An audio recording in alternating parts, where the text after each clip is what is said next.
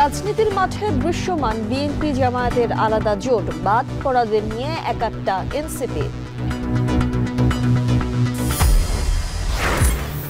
বঙ্গবন্ধু শেখ মুজিবুর রহমানের 50তম মৃত্যুবার্ষিকী, ধানমন্ডি 32 নম্বরে নিরাপত্তা জোরদার, আটক 5।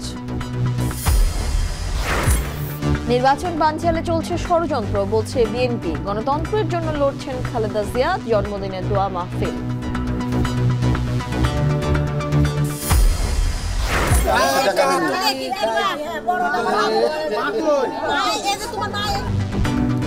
রাজশাহীতে একই পরিবারের 4 জনের মরদেহ উদ্ধার, সুইসাইড নোটে ঋণের দায়ে আত্মহত্যার বিবরণ।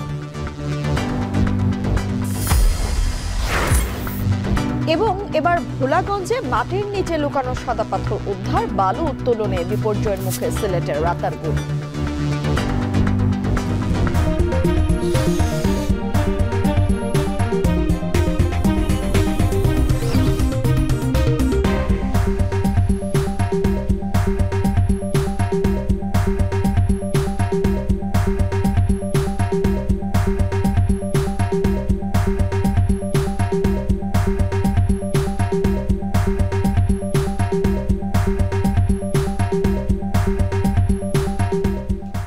শুনছিলেন শিরোনাম। স্বাগত জানাচ্ছি এখন দুপুরে পুরো সংবাদ জোটের সঙ্গে রয়েছি আমরা দুজন, আমি তানজিলা খান মিম এবং আমি তন্ময় কুমার রায়। রাজনীতির মাঠে ইতোমধ্যে দৃশ্যমান 2টি জোট। বিএনপির সাথে আছে গণতন্ত্র মঞ্চের 6টি দল এবং 12 দলীয় জোট সহ সমমনা দলগুলো।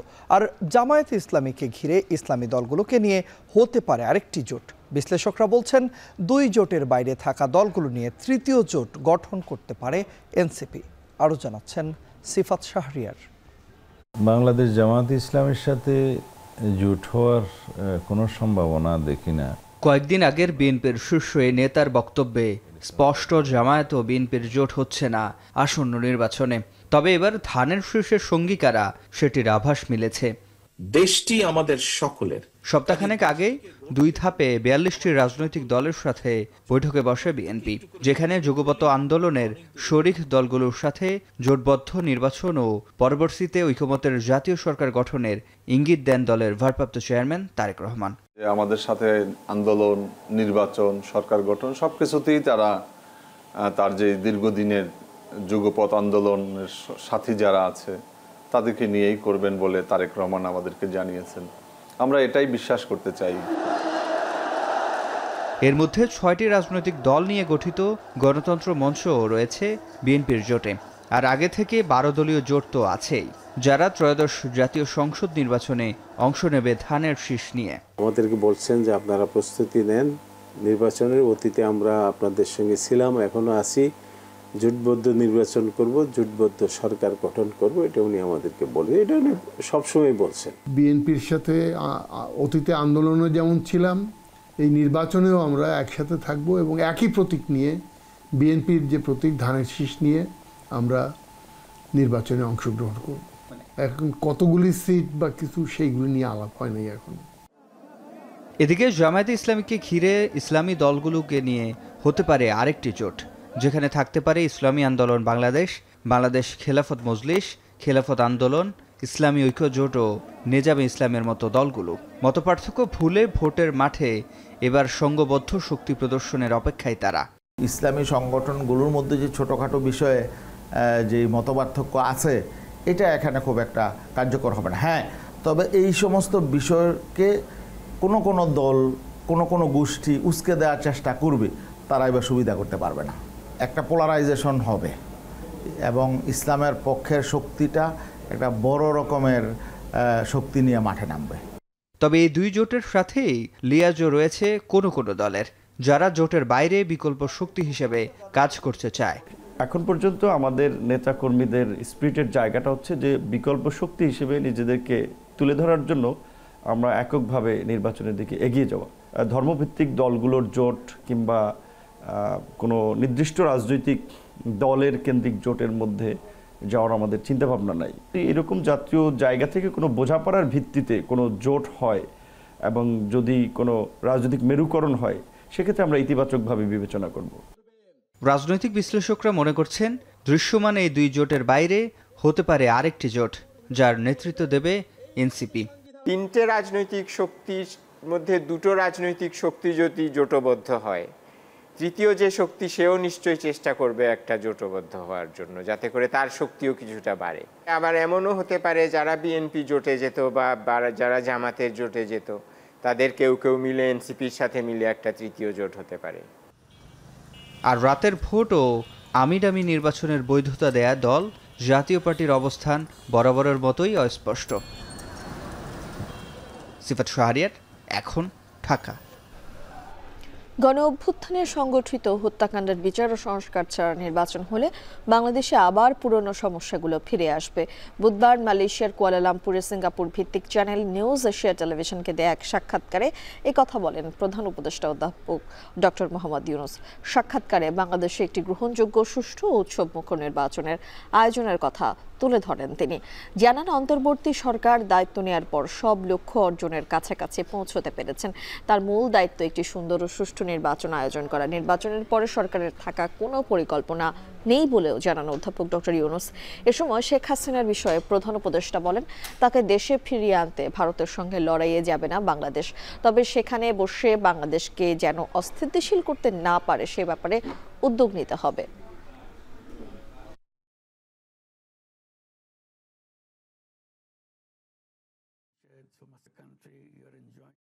We don't need reform. We don't need the trial, because election will end everything from our side. So everything will go into the hands of the people who are elected. Imagine you have the election without doing other two things. Then you go back to the same old problems. My job is to make sure a decent, acceptable, clean, enjoyable election takes place. Everybody who are voters can cast their vote, because our voters couldn't vote for the last 15 years. Everybody participating in it. I said it should be like a fair, a village fair. Have fun. ধানমন্ডির ৩২ নম্বরে বঙ্গবন্ধু শেখ মুজিবুর রহমানের প্রতি কাউকে শ্রদ্ধা জানাতে দেওয়া হচ্ছে না। আওয়ামী লীগ সংঘবদ্ধ না আসলেও বিক্ষিপ্তভাবে যারাই এসেছেন ফুল হাতে তাদের ফিরিয়ে দিয়েছে পুলিশ। আওয়ামী লীগের রাজনৈতিক কার্যক্রম নিষিদ্ধ থাকায় কাউকে শ্রদ্ধা জানাতে দেওয়া হচ্ছে না বলে জানায় পুলিশ। ১৯৭৫ সালের ১৫ই আগস্ট শেখ মুজিবুর রহমানকে সপরিবারে ৩২ নম্বরের বাড়িতে নৃশংসভাবে হত্যা করা হয়। বিস্তারিত জানাবেন জাহেদ হাসান। ঠিক ৫০ বছর আগে ১৫ই আগস্ট রাতে ধানমন্ডির ৩২ নম্বরে অতর্কিত হামলা চালায় সেনাবাহিনীর একদল বিপদগামী সদস্যরা। গুলি করে হত্যা করে স্বাধীনতা সংগ্রামের মহানায়ক বঙ্গবন্ধু শেখ মুজিবুর রহমানকে। সেদিন হত্যা করা হয় শেখ ফজিলাতুন্নেসা মুজিব, শেখ কামাল, শেখ জামাল, শেখ রাসেল, শেখ ফজলুল হক মনি, আরজু মনি, শেখ রোজি, কর্নেল জামিল সহ ১৬ জন সদস্যকে। একটি দেশের স্বাধীনতা সংগ্রাম ও মুক্তিযুদ্ধের সর্বোচ্চ নেতার এভাবে পরিবার সহ বর্বরচিত হত্যা ও মানবতা বিরোধী অপরাধ ইতিহাসে বিরল। ২০০৯ সালে শেখ হাসিনা সরকার গঠন করলে ১৫ আগস্ট রাষ্ট্রীয় ছুটি ঘোষণা করা হয়। জাতীয় শোক দিবস হিসেবে পালন করা হয় নানান আনুষ্ঠানিকতা। শেখ মুজিবের দল আওয়ামী লীগও পালন করেছে বিভিন্ন কর্মসূচি। শেখ হাসিনার ১৫ বছরের শাসনামলের অবসান ঘটে ২৪-এর ৫ আগস্টে ছাত্র জনতার অভ্যুত্থানের মধ্য দিয়ে। এক পর্যায়ে গুড়িয়ে দেওয়া হয় ৩২ নম্বরের বাড়িটি। ২৪-এর ৫ আগস্টের পর কয়েকবার চেষ্টা করেও আনুষ্ঠানিকভাবে বড় কোনো কর্মসূচি পালন করতে পারেনি আওয়ামী লীগ। এবারও দল থেকে সামাজিক যোগাযোগ মাধ্যমে কর্মসূচি ঘোষণা দেওয়া হলেও ৩২ নম্বরের অভিমুখে আওয়ামী লীগের কোনো মিছিল বা জমায়েত দেখা যায়নি। ২ দিন ধরে ৩২ নম্বরে প্রবেশের সড়ক বন্ধ করে দিয়ে অবস্থান নেয় পুলিশ। কাউকেই ভেতরে প্রবেশ করতে দেয়া হচ্ছে না। বৃহস্পতিবার বিকেল থেকে ৩২-এ অবস্থান নেয় বিএনপি। এরপর আওয়ামী লীগের কর্মী সন্দেহে সেখান থেকে বিভিন্ন সময় আটক করা হয় ৫ জনকে। পুলিশ বলছে সাংগঠনিক কার্যক্রম নিষিদ্ধ থাকায় আওয়ামী লীগের কাউকে শ্রদ্ধা জানাতে দেয়া হচ্ছে না। শুক্রবার সকালে বিক্ষিপ্তভাবে কয়েকজন ফুল নিয়ে আসলেও তাদেরকে ঢুকতে দেয়নি পুলিশ। কিছুক্ষণ অবস্থান করে চলে যায় তারা। এ সময় কিছুটা উত্তেজনাও দেখা যায়। বিগত দিনগুলোতে এখানে থাকা বঙ্গবন্ধুর প্রতিকৃতিতে ফুলে ফুলে ভরে থাকত। তবে ২৪-এর ৫ আগস্টে শেখ হাসিনা সরকারের পতনের পর পাল্টে যায় দৃশ্যপট। ভেঙে ফেলা হয় বঙ্গবন্ধুর এই প্রতিকৃতি। 2 বছর ধরে এখানে আওয়ামী লীগের কোনো রাজনৈতিক তৎপরতা নেই। চলতি বছরের 5ই ফেব্রুয়ারি এই 32 নম্বরের বাড়িটি ভেঙে ফেলার পর এখানে শুধুই ধ্বংসস্তূপ আর নীরবতা। জাহিদ হাসান, এখন, ঢাকা। নির্বাচন হবে কিনা তা নিয়ে নতুন করে সংশয় তৈরি হয়েছে। নির্বাচন বানচালের ষড়যন্ত্র হচ্ছে বলে দাবি করেন বিএনপির স্থায়ী কমিটির সদস্য গয়েশ্বর চন্দ্র রায়। স্থায়ী কমিটির আরেক সদস্য নজরুল ইসলাম খান বলেছেন, বিএনপির নেতৃত্বেই আবারও গণতন্ত্র পুনঃপ্রতিষ্ঠা হবে। নির্জন কারাগারে বেগম খালেদা জিয়ার উপর যারা নির্যাতন চালিয়েছিল তাদের বিচারের আওতায় আনার দাবি জানান মির্জা আব্বাস। আরও জানাচ্ছেন জাওদ মাহমুদ। দীর্ঘ সময় পর আবারও এমন পরিসরে বিএনপি চেয়ারপারসন ও সাবেক প্রধানমন্ত্রী বেগম খালেদা জিয়ার 81তম জন্মদিনের আয়োজন করেছে তার দল। কেক কাটা কিংবা উৎসব মুখর আয়োজনের পরিবর্তে কেন্দ্র থেকে তৃণমূলে নির্দেশনা দেয়া হয় দোয়া মাহফিল আয়োজনের। পূর্ব ঘোষিত কর্মসূচির অংশ হিসেবে রাজধানীর নয়াপল্টনে দলের কেন্দ্রীয় কার্যালয়ে বেগম খালেদা জিয়ার সুস্থতা কামনায় এ দোয়া মাহফিল। দলীয় নেতাকর্মীদের উপস্থিতিতে অনুষ্ঠিত হয় সংক্ষিপ্ত এই আয়োজন। নির্জন কারাগারে বেগম জিয়ার উপর যারা নির্যাতন চালিয়েছিল তাদের বিচারের আওতায় আনার দাবি জানান বিএনপির স্থায়ী কমিটির সদস্য মির্জা আব্বাস। স্থায়ী কমিটির আরেক সদস্য গয়েশ্বর চন্দ্র রায় বলেন, বেগম খালেদা জিয়া গণতন্ত্রের জন্য এখনও লড়াই করে যাচ্ছেন। গণতন্ত্র প্রতিষ্ঠায় আসন্ন নির্বাচন অনুষ্ঠান হতে না দেওয়ার ষড়যন্ত্র হচ্ছে বলে দাবি করেন তিনি। যত রক্ত ঝরুক, যত জীবনই যাক, এখনো গণতন্ত্র আমাদের হাতের নাগালের বাইরে। আমরা শুনি, বিশ্বাস করতে চাই যে সহসা নির্বাচন হবে ফেব্রুয়ারি মাসের প্রথম সপ্তাহে। এই নির্বাচন সম্পন্ন হওয়া, ভোটের গণনা, ভোটের ফলাফল গণনার আগ মুহূর্ত পর্যন্ত জাতির কাছে একটা সংশয় আছে, নির্বাচন হবে তো, অর্থাৎ একটা ষড়যন্ত্র চলমান আছে। আর নজরুল ইসলাম খান বলেন, বিএনপির নেতৃত্বেই আবারও দেশে গণতন্ত্র পুনঃপ্রতিষ্ঠা হবে। বেগম খালেদা জিয়ার আদর্শকে ধারণ করেই দলীয় কর্মী সমর্থকদের গণতন্ত্রের জন্য কাজ করে যাবার আহ্বান জানান বিএনপি নেতারা। জাওদ মাহমুদ, এখন, ঢাকা। সিলেটের ভোলাগঞ্জ থেকে লুট হওয়া বিপুল পাথর উদ্ধারে ক্রাশার মিলসহ বিভিন্ন জায়গায় আজও অভিযান চালিয়েছে যৌথ বাহিনী। সে সময় মাটির নিচ থেকে পুঁতে রাখা পাথর উদ্ধার করা হয়েছে। এছাড়া জব্দ করা হয়েছে পাথরবাহী ট্রাক। এদিকে আজও সাদা পাথরে চলছে পাথর প্রতিস্থাপন। সিলেটের ভোলাগঞ্জে সীমাহীন লুটপাটের পর সেই পাথর জব্দ করে প্রতিস্থাপন জানিয়ে সারা দেশে চলছে তীব্র সমালোচনা। এর মাঝেই এবার মিলেছে বালি দিয়ে চাপা দেওয়া সাদা পাথরের সন্ধান। ভোলাগঞ্জের কলাবাড়ি গ্রাম, যেখানে বালুচাপা দিয়ে রাখা হয়েছে হাজার হাজার ঘনফুট সাদা পাথর।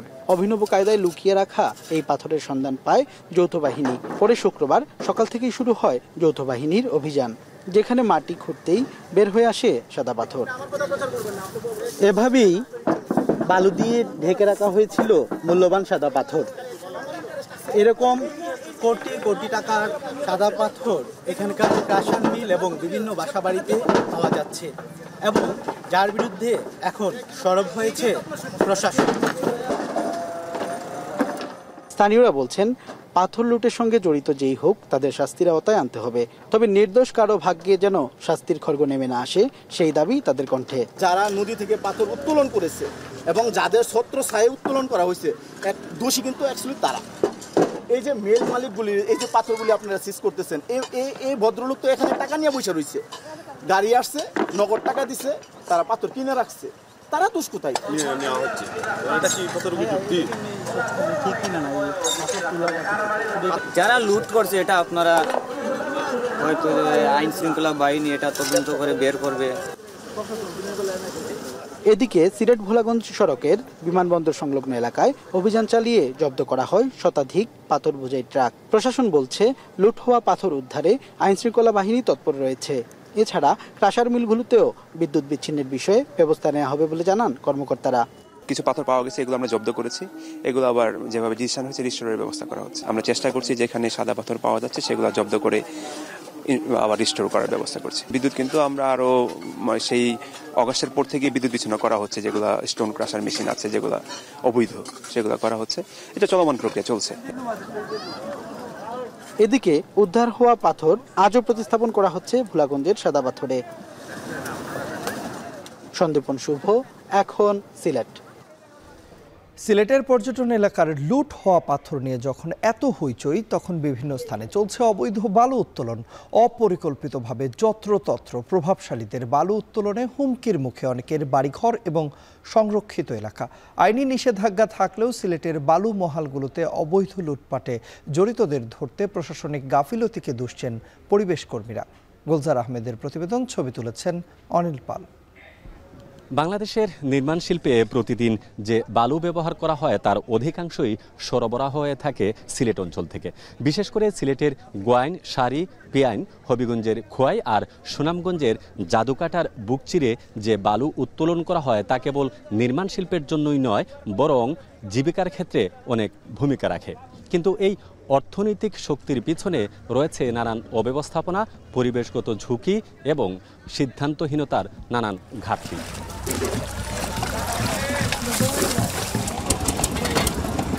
সিলেটের খনিজ সম্পদ উত্তোলন প্রক্রিয়া বন্ধ ঘোষণা হলেও এখনও বিভিন্ন স্থানে চলছে প্রকাশ্যে বালু উত্তোলন। প্রশাসনের তোয়াক্কা না করেই জেলার লালাখাল, পিয়াইন, ধলাই সহ বেশিরভাগ বালু মহলের একই অবস্থা। অনেক পরিশ্রম আর মনে করেন কাজ না করলে তো চলার মতন কিন্তু প্রসেস। জায়গা থেকে চাঁদা দেওয়া লাগে, চাঁদা দেওয়ার কারণে আমরা বালু তুলতে পারি না। বালু খেকুদের হাত থেকে রক্ষা পাচ্ছে না সংরক্ষিত জলারবন, রাতারগুলো। পাশাপাশি অবৈধভাবে বালু তোলার ফলে অনেকেই হারাচ্ছেন ঘরবাড়ি। প্রতিবাদ করলে শিকার হতে হচ্ছে নির্যাতনের। তারা অবৈধভাবে ডেজার মেশিন দিয়া বালু উত্তোলন করে অবৈধভাবে কোনো লিজও নাই। 100 ফুট ভিতরে আছিল বাঙ্গিয়া ইটাত অনেক গাছাই নাছিল, গাছ বিরিক সব বাঙ্গিয়া লইয়া যায়। বাচ্চারা চোখ মাইতে পারে না, আমরাও অশান্তি জানি না, সারা লাইট পূজা করতে হয়। তারা যদি নিষেধ বাধা দেয়, তারা আরো কি লাইটল বাইটল এগুলা দেখানির পরে আমরা তো মনে করেন মাইট দর করার বয়ে আমরা আর যাই না। পরিবেশবাদীরা বলছেন এই অনিয়মে পরিবেশের সাথে হুমকির মুখে পড়ছে স্থানীয় অর্থনীতি ও সামাজিক স্থিতিশীলতা। দ্রুত এসব অবৈধ কার্যক্রম বন্ধ না হলে পুরো জেলা দীর্ঘস্থায়ী ক্ষতির মুখে পড়বে বলে মনে করছেন তারা। অবৈধ জায়গা থেকে বালু উত্তোলন করে, তারা এখানে সরকারকে কোনো রূপ ট্যাক্স দেয় না, কিন্তু তারা বালু উত্তোলন করে যাচ্ছে। এই বালু উত্তোলন করার ফলে তারা যে আর্থিকভাবে লাভবান হয়, সেই টাকার একটা অংশ তারা প্রশাসনের পিছনে খরচ করে। আপনি দেখেন, আমরা লুটপাট এগুলো ছেড়েই দিলাম। যে প্রক্রিয়ায় বা যে পদ্ধতিতে বালু উত্তোলন করা হয়, সেখানে আপনি দেখবেন যে এই যে কটা টাকা আমরা রেভিনিউ হিসেবে পাচ্ছি, এর চেয়ে অনেক অনেক গুণ বেশি আমরা ক্ষতির শিকার হচ্ছি। তবে বালুমহালের নৈরাজ্য বন্ধে কাজ চলছে বলে জানান জেলার অতিরিক্ত বিভাগীয় কমিশনার। অবৈধভাবে বালু তোলা যাবে না, এটি যেভাবে আমাদেরকে বন্ধ করতে হবে। আমাদের এই অঞ্চলে তেমন হয় নাই, কিন্তু কিছু কিছু জায়গায় আমরা শুনেছি যে অবৈধ বালু উঠাচ্ছে, এগুলাকে আমরা কঠোর হস্তে দমন করতে হবে। বালুমহাল ঘিরে দীর্ঘদিন ধরেই চলছিল অনিয়ম এবং বিশৃঙ্খলা। তবে সঠিক তদারকি আর নিয়মতান্ত্রিক ব্যবস্থাপনার মাধ্যমে শৃঙ্খলা ফেরাতে পারলে শুধু পরিবেশ নয়, বরং আর্থিকভাবেও উপকৃত হওয়া সম্ভব। পাশাপাশি সরকারের বাড়বে বৈধ উপায়ে রাজস্বের পরিমাণ, তৈরি হবে স্থানীয়ভাবে কর্মসংস্থানের সুযোগ। সামগ্রিকভাবে দেশের অর্থনীতিতে বড় ভূমিকা রাখতে পারে এই বালু শিল্প। গুলজার আহমেদ, এখন সিলেট। রাজশাহীর পবা উপজেলার বামনশিকর এলাকা থেকে একই পরিবারের 4 জনের মরদেহ উদ্ধার করা হয়েছে। এ সময় একটি সুইসাইড নোটও উদ্ধার করা হয়, যাতে মৃত্যুর দায় ও কারণ উল্লেখ করা হয়েছে। তবে প্রাথমিকভাবে ঘটনাটিকে আত্মহত্যা বলে মনে হলেও মূল রহস্য উদ্ঘাটনে অধিকতর পর্যবেক্ষণ করছে পুলিশ। এই ঘটনায় এলাকা জুড়ে নেমেছে শোকের আবহ। সজীব আহমেদের ক্যামেরায় রাকিবুল হাসানের প্রতিবেদন। ছেলে, বউ, নাতিপুতি 4 জনই মৃত। প্রিয়জন হারানোর এই আর্তনাদ থামছে না কিছুতেই। বাড়ি জুড়ে চলছে মাতম। শুক্রবার সকালে রাজশাহীর পবা উপজেলার বামনশিকর উত্তরপাড়া এলাকার নিজ বাড়ি থেকে যুবক মিনারুল, নিজের স্ত্রী ও 2 শিশু সন্তানের মরদেহ উদ্ধার করা হয়। পরিবারের সদস্যরা জানায়, প্রতিদিনের মতো রাতের খাবার শেষে মিনারুল স্ত্রী সন্তানকে নিয়ে নিজেদের ঘরে যান। পরদিন সকালে বেলা বাড়লেও কাউকে ঘর থেকে বের হতে না দেখে পরিবারের সদস্যরা দীর্ঘক্ষণ ডাকাডাকি করেন। ডাকাডাকির এক পর্যায়ে মিনারুলের বাবা ঘরের কোঠা বেয়ে দেখতে গেলে মিনারুলের ঝুলন্ত মরদেহ ও বাকিদের মৃত অবস্থায় দেখতে পান। এ সময় তাদের আহাজারিতে ছুটে আসেন স্থানীয়রা। পরে পুলিশকে খবর দিলে পুলিশ এসে দরজা ভেঙে মরদেহ উদ্ধার করে। এ সময় মরদেহের পাশ থেকে একটি সুইসাইড নোট পায় পুলিশ। দেনার দায়ে স্ত্রী ও 2 সন্তানকে হত্যার পর মিনারুল নিজে আত্মহত্যা করেছেন বলে সুইসাইড নোটে উল্লেখ করা হয়। স্থানীয়রা জানায়, নিজের চাচাতো ভাইসহ বেশ কিছু প্রতিষ্ঠানের কাছ থেকে ঋণ নিয়েছিল মিনারুল। কিছুদিন আগে জমি বিক্রি করে তার বাবা তা পরিশোধ করে, তবে আবারও গোপনে ঋণ করে সে। তাতে বাড়ে দেনার দায়। পাশাপাশি মিনারুল জুয়াড়িদের সঙ্গে জড়িত ছিল বলেও দাবি করেন স্থানীয়রা।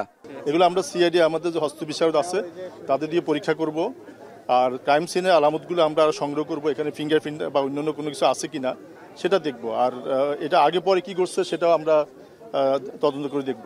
এর মধ্যে ঘটনাস্থল পরিদর্শন করেছে সিআইডি, পিবিআই ও police. Rajshahi metropolitan police commissioner জানান, প্রাথমিকভাবে আত্মহত্যা মনে হলেও সুইসাইড নোট ও মরদেহের পর্যবেক্ষণ শেষে আইনি ব্যবস্থা নেওয়া হবে।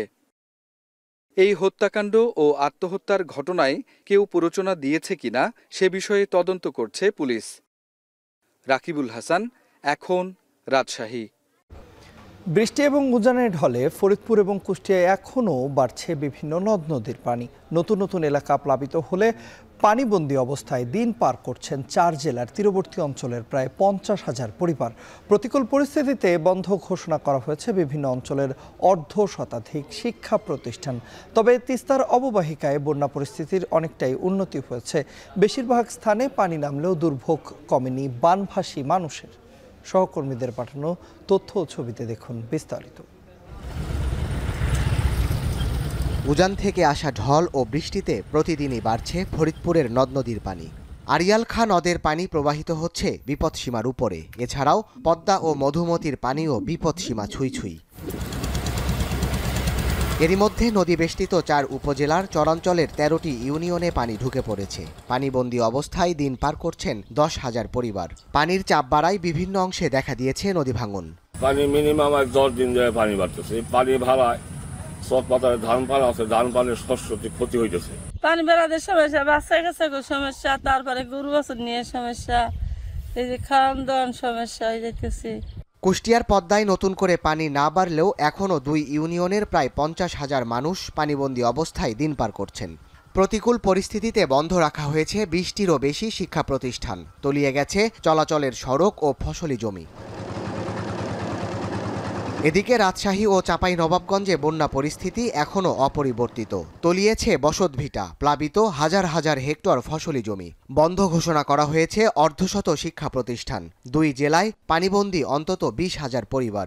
মেলা কিনা ঘর বাড়ি ডুবে গেছে, মেলা খানিকের পানিতে যেতে আসতে পারছি না। কিছু তো আমরা পাইছি না, কেউ তো আমাদেরকে দিছে না, কি আমরা বাঁচবো, কি খায় বাঁচবো। বাড়ি ঘরের অবস্থা খুব ভালো না, এটা শক্ত ভাঙচুর হয়ে যাচ্ছে, খাওয়া দাওয়ার কষ্ট। স্কুলে আমাদেরকে আপাতত জায়গা দিয়েছে, এখন একটু আছি।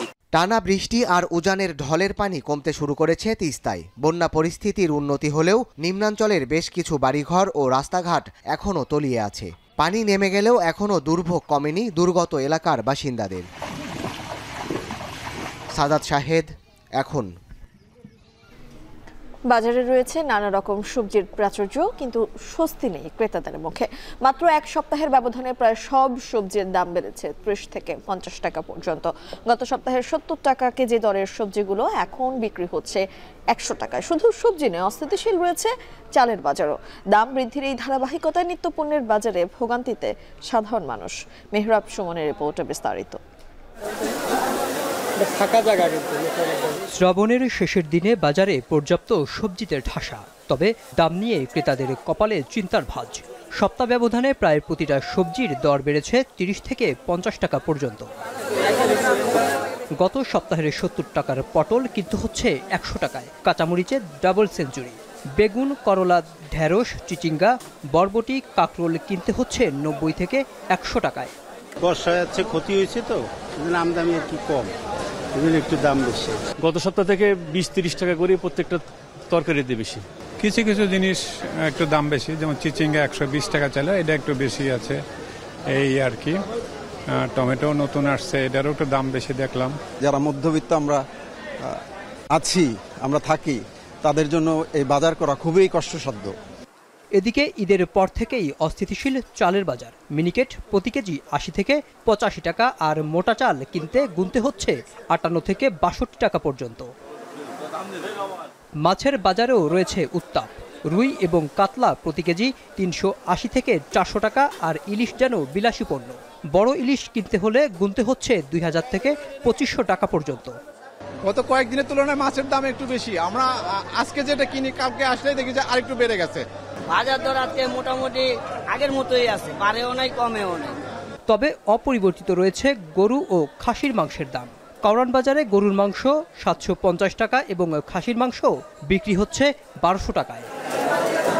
মেহরাব সুমন, এখন, ঢাকা। ওষুধ ও হার্টের রিংয়ের দাম কমানোর পর আরও কিছু কল্যাণমুখী পরিকল্পনা হাতে নিয়েছে স্বাস্থ্য মন্ত্রণালয়। সরকারি হাসপাতালে রোগীদের ভোগান্তি কমাতে চিকিৎসক নিয়োগ ও পদোন্নতি কার্যক্রম শুরু হয়েছে ইতোমধ্যেই। 260টি অত্যাবশ্যকীয় ওষুধের দাম শিগগিরই রোধ করার পাশাপাশি সরকারি হাসপাতালের চাহিদার 80% ওষুধ সরকারিভাবে সরবরাহের কাজ শুরু করেছে স্বাস্থ্য বিভাগ। পাশাপাশি মেডিকেল শিক্ষার মান বাড়াতে মেডিকেল কলেজে আসন সংখ্যা কমানোর পরিকল্পনার কথা জানিয়েছেন স্বাস্থ্য উপদেষ্টা। আরও জানাচ্ছেন মুজাহিদ শুভ। সেটা একটু ওয়াইডার, আগে যা ছিল তার থেকে একটু বাড়ানো হয়েছে। বাংলাদেশে স্বাস্থ্য খাতের সমস্যা সীমাহীন। সেই সমস্যা মোকাবিলার চেষ্টায় অন্তর্বর্তী সরকারের স্বাস্থ্য বিভাগের দাবি কিছু সমস্যা সমাধান তারা করতে পেরেছেন।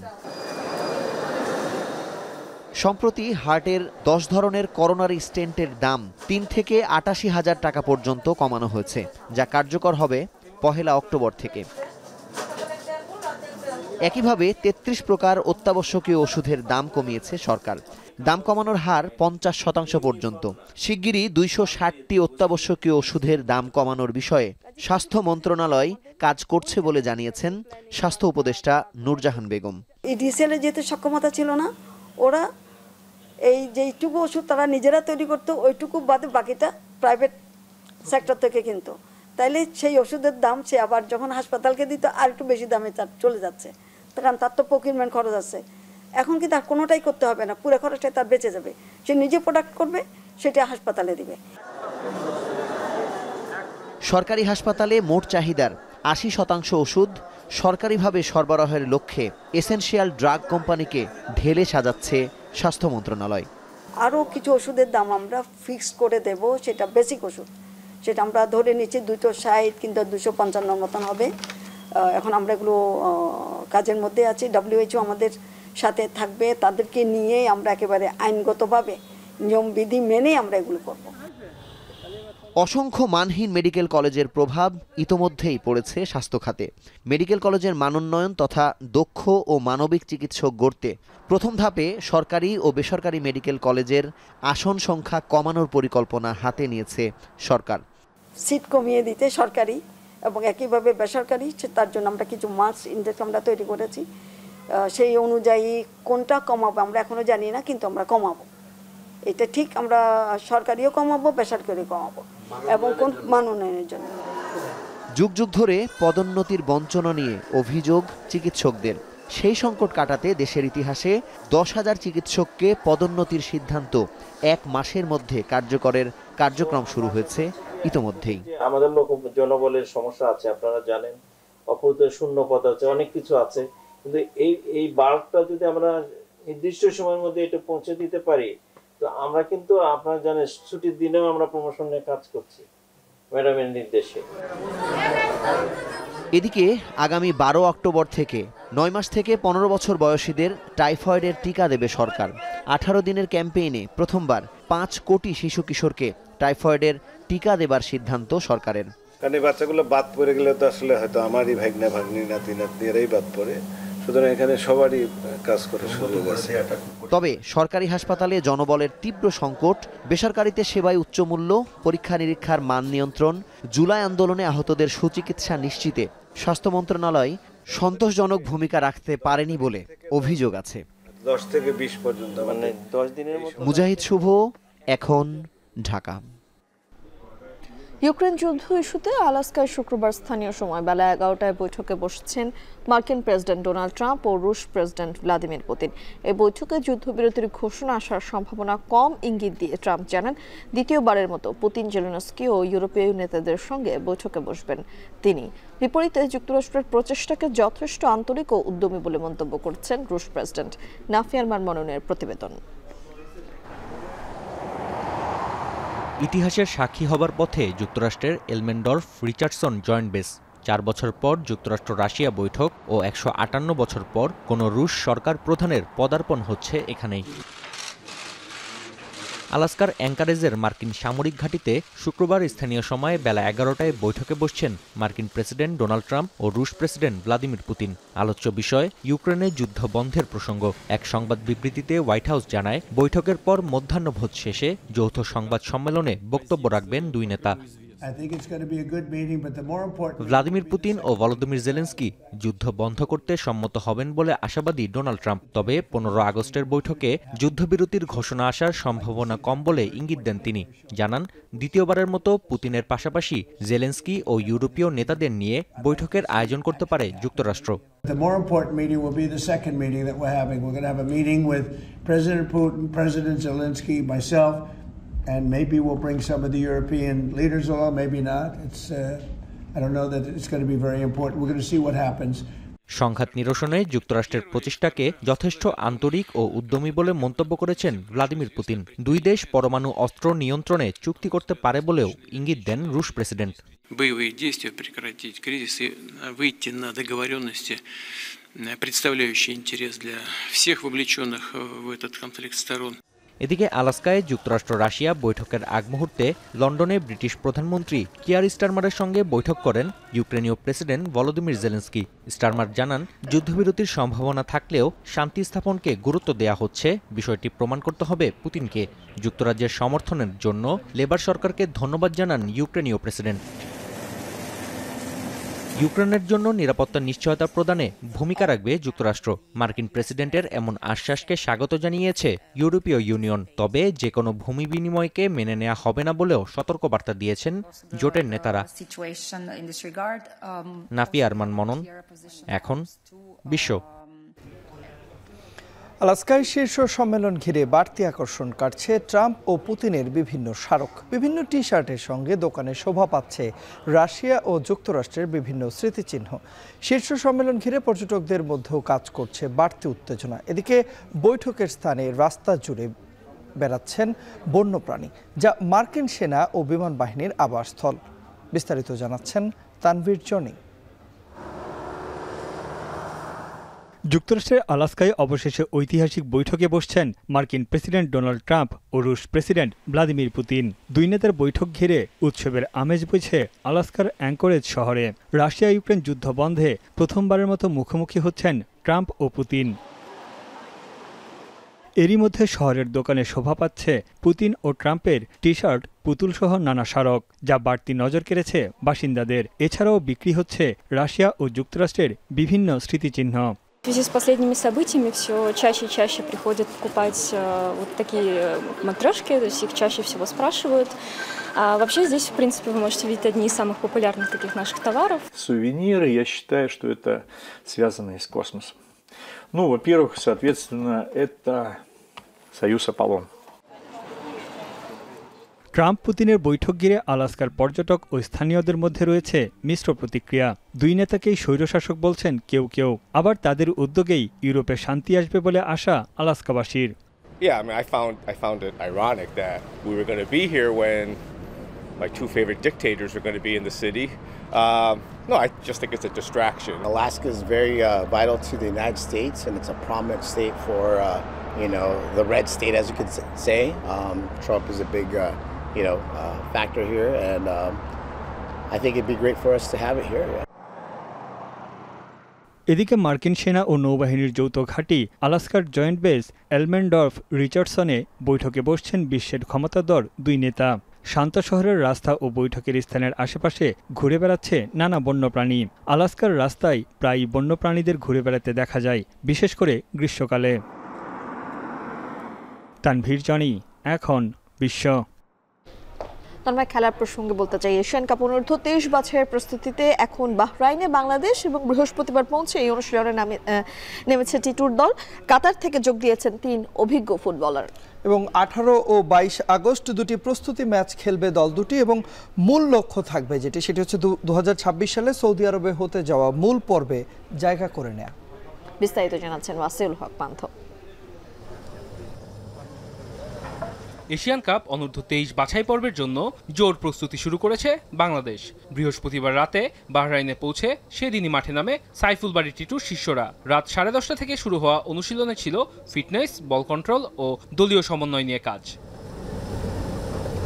দলটির সঙ্গে কাতার থেকে সরাসরি যোগ দিয়েছেন এএফসি চ্যালেঞ্জ লিগে খেলা 3 ফুটবলার রিমন হোসেন, মেহেদী হাসান শ্রাবণ ও মুজিবুর রহমান জনি। এই 3 জনের অভিজ্ঞতা দলকে দিচ্ছে বাড়তি আত্মবিশ্বাস। দলের ম্যানেজার শাহিন হাসানের কণ্ঠে প্রস্তুতির সাথে টুর্নামেন্টেও সফলতার প্রত্যাশা। সবাই সুস্থ আছেন এবং আজকে আমরা অলরেডি এখানে লোকাল টাইম 7টা থেকে আমাদের ট্রেনিং গ্রাউন্ড শুরু করেছি এবং আমাদের ট্রেনিং চলতেছে। তো আল্লাহর মতো সবাই সুস্থ আছে এখন পর্যন্ত আলহামদুলিল্লাহ, এবং সবাই ভালো মতো সুস্থভাবে ট্রেনিং করতেছে। ইনশাল্লাহ ভালো কিছু হবে। 18 ও 22 আগস্ট বাহরাইনে দুটি আন্তর্জাতিক প্রীতি ম্যাচ খেলবে দলটি। এশিয়ান কাপের বাছাই পর্ব শুরু হবে আগামী সেপ্টেম্বরে। সেখানে ভালো ফল করে 2026 সালের জানুয়ারিতে সৌদি আরবে অনুষ্ঠিতব্য মূল পর্বে জায়গা করে নিতে চায় বাংলাদেশ। আশা জাগানিয়া এই তরুণ দল নিজেদের প্রমাণের অপেক্ষায়, আর প্রস্তুতির প্রতিটি ধাপে যেন তারা রাখছে পেশাদারিত্বের ছাপ। সামনে বাছাই, তারপর মূল লড়াইয়ে অন্য গন্তব্য এশিয়ান মঞ্চ। ওয়াসিউল হক পান্থ, এখন। সাফ অনূর্ধ্ব 17 নারী চ্যাম্পিয়নশিপ খেলতে ভুটানে পৌঁছেছে বাংলাদেশ। নারী দলের কোচ পিটার বাটলার গেল 11 আগস্ট লাওসে অনূর্ধ্ব 20 দলের খেলা শেষে ছুটিতে গেছেন। চলতি মাসের বাকি সময় তিনি ছুটিতে থাকা অনূর্ধ্ব 17 দলের দায়িত্ব নিয়ে ভুটানে গেছেন মাহবুবুর রহমান লিটু। বাংলাদেশ সহ 4 দেশ অংশ নেবে সাফের এই আসরে। বাকি দলগুলো হলো ভারত, ভুটান ও নেপাল। 20 থেকে 31 আগস্ট থিম্পুর চাংলিমিথাং স্টেডিয়ামে হবে টুর্নামেন্টের সব ম্যাচ। রাউন্ড রবিন পদ্ধতিতে প্রতিটি দল একে অপরের সঙ্গে 2টি করে ম্যাচ খেলবে। এরপর সর্বোচ্চ পয়েন্টধারীর হাতে উঠবে চ্যাম্পিয়নশিপ ট্রফি। 20 আগস্ট স্বাগতিকদের বিপক্ষে ম্যাচ দিয়ে টুর্নামেন্ট শুরু করবে বাংলাদেশের মেয়েরা।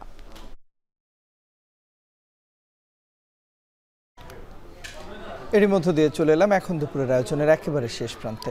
তার আগে শিরোনামগুলো জানাবো আরেকবার। রাজনীতির মাঠে দৃশ্যমান বিএনপি জামায়াতের আলাদা জোট, বাদ পড়াদের নিয়ে একাট্টা এনসিপি।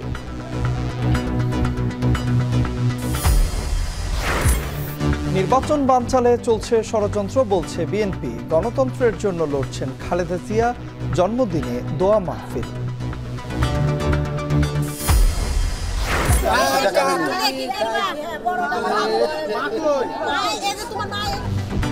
রাজশাহীতে একই পরিবারের 4 জনের মরদেহ উদ্ধার, সুইসাইড নোটে ঋণের দায়ে আত্মহত্যার বিবরণ।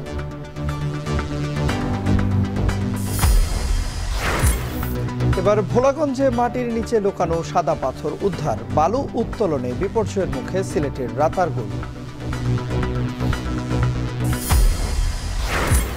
এবং আলাস্কায় ট্রাম্প পুতিন বৈঠক আজ, যুদ্ধবিরতির ঘোষণা নিয়ে অনিশ্চয়তা। মার্কিন প্রচেষ্টার প্রশংসা রুশ প্রেসিডেন্টের।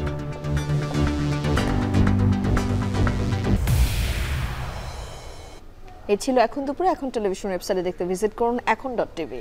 ফেসবুকে দেখুন facebook.com/tv.এখন, আর ইউটিউবে দেখুন youtube.com/c/echontv।